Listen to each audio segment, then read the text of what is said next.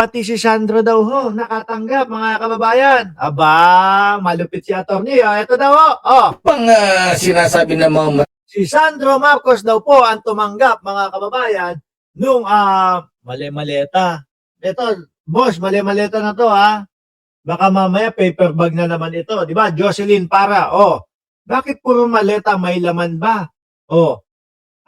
Hindi kasi alam nyo, ang tingin ko dyan, nauna ng script ni Saldico eh.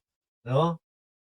Yun na lang po yung sinusundan nila. Yung script ni Saldico, mga kababayan. Kasi kapag umiba pa doon, hindi tumugma, wala na, ang gulo na ho lahat. Ngayon, para maging makatotohanan lahat, doon nila, lahat ng storya nito nila, doon nila kinukuha, galing doon sa video ni Saldico na pinakawalan ho, mga bossing. Kaya ayan, na ano na po sila, mali-maleta na lang, hanggang dyan na, pero may paper bag, bago yung paper bag, di ba, Marijo at Aichang?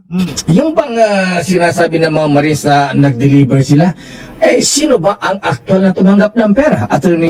Sino daw ang aktual na tumanggap ng pera, mga kababayan? Attorney, sino? Baligod, sir. Doon sa Ilocos, ang tumanggap ay si Sandro mismo. Wow. Tumanggap daw po si Sandro Marcos, mga kababayan, doon sa Ilocos. Kaya naman video, boss. Picture. Hindi na pwede picture, mahirap na no? Video man lang, no? Para mapatunayan yung sinasabi mo na tumanggap si Sandro Marcos. Kasi picture, ini-AI nyo At pagkatapos ng ilang oras, sumunod si First Couple, no? At nag-usap sila doon. Pa, si First Couple, doon sa kwento ni Baligod. Nag-overnight pa sila doon. At nagkaroon pa sila ng mga litrato, no? So hindi ako nagdududa na talagang pumunta sila sa Ilocos, nag-deliver, kasi doon sa eroplano ay kinuhanan pa ng litrato yung mga maleta. Ayan ba yung mga ipinapakita nyo ng mga eroplano, helicopter na may mga putik naman yung mga eroplano, helicopter nyo, kayo-kayo lang yun nandoon Hindi ho, mga kababayan, parehas ho nung kagaya nung ginawa ni Saldico. Kagaya ho nung ginawa ni Saldico, mga kababayan, mga boss chipamo sir, eto po yung mga mali-maleta, ganito, ganyan, nakuhanan pa yung sports car. Tapos ang sinasabi, di umano, na nagmamay-ari ng sports car, yung isang tumakbo sa pagka-mayor sa Maynila. Di ba? Wala lang. Basta kukuha lang, pipicture lang. Eto, mga mali-maleta. Para yan kay Marcos. Yung mga DDS naman, uto-uto. Naku, yun, daming maleta. Para kay Marcos nga, para kay Romualdez nga. Mga timang. Mga madalihong mapaniwala. Kumbaga, eto. Pipicturean ko. Ito, pinicturean ko. Ayan, pinicturean ko yung sombrero. Ayan. Eto, alam mo kung kanino to? Kaya Sandro Marcos to, pumunta dito sa bahay namin kasi napicturean ko ito sombrero niya. Ganun lang ho sila. Madali hong mapapaniwala at ganun lang din po yung mga ebidensyang ipinapakita nila. Wow, may picture. Sabi ni Sir Eseng Mariano, yung sinasabi nilang bahay sa Ilocos, museum na yon, hindi na doon nakatira ang mga Marcos. Ba sila sa mag-asawa? Merong picture kay Sandro, merong picture kay BBM. Ayan. Picture, sir. Wala man lang video. Na-picturean mo na, ba't hindi mo pa binidyohan? Malaman.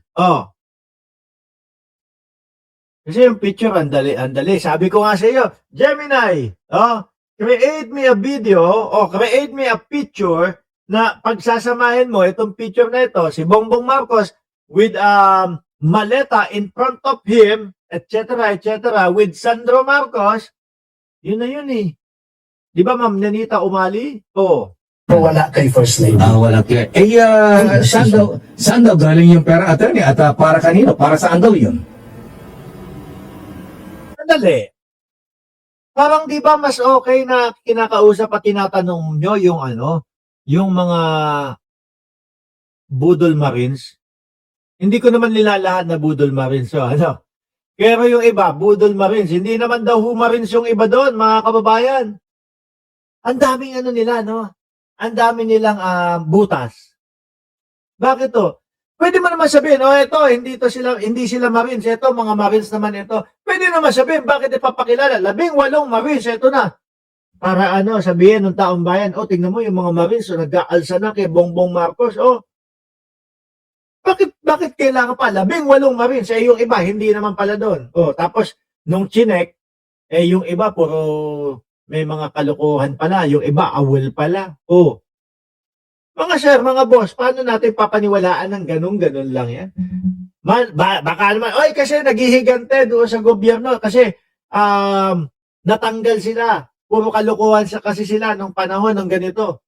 Nung panahon ni Bongbong Marcos, hindi na umubra. Kaya ayun, tinanggal sila, napaalis sila. Oh. Baka naman naghihigante lang ng ganun. Kaya hindi pwede yung basta na lang papaniwalaan. Ng puta yung isa, oh. Yung isa, oh, tinatanong, ano ba, nag-deliver daw kayo kay Bongbong? Putik rin, hindi alam, oh, binigay kay attorney. Hindi, sa totoo lang, oh, mga boss. Sino ang mas dapat na ini-interview dito? Si attorney o yung mga 18 sinasabing mga marites?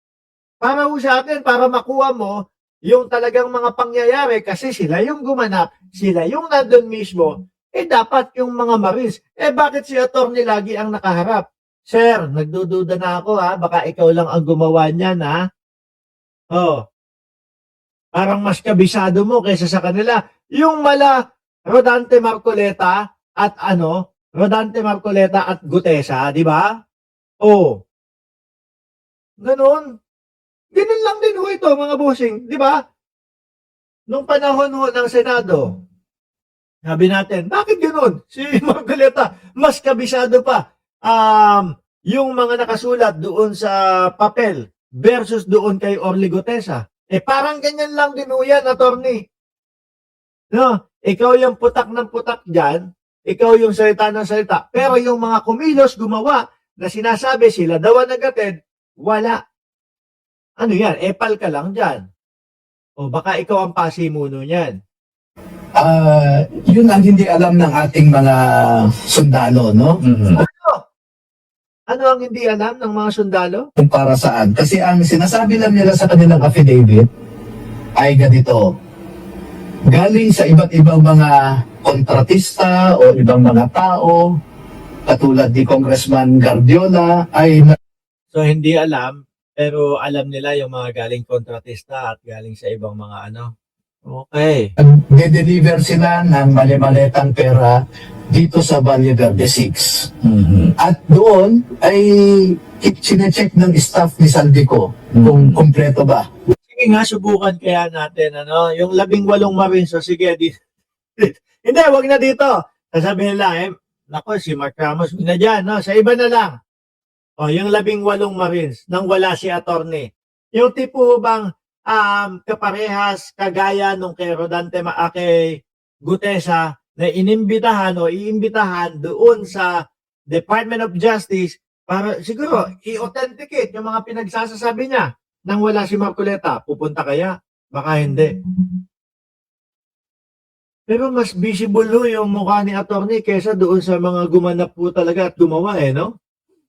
Yung dineliver siguro. Kaya na. At pagkatapos niyan ay dinadala sa Horizon Homes sa BGC. Doon talaga ang imbakan nila ng mali-maletang pera.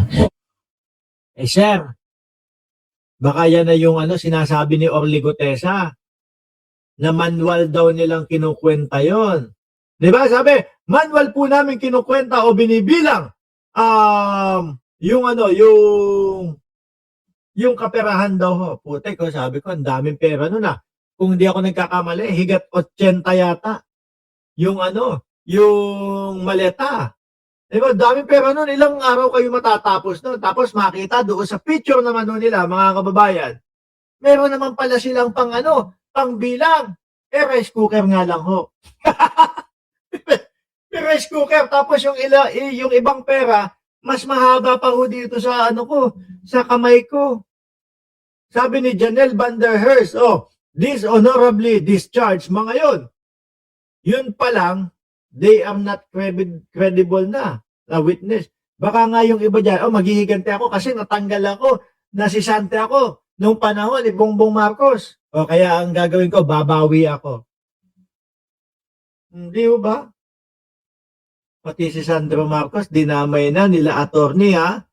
Tapos sasabihin, may picture daw. Hindi nyo pa nilubos-lubos. Eh di sana, nilagyan nyo na ng kinuhanan nyo na din ng video.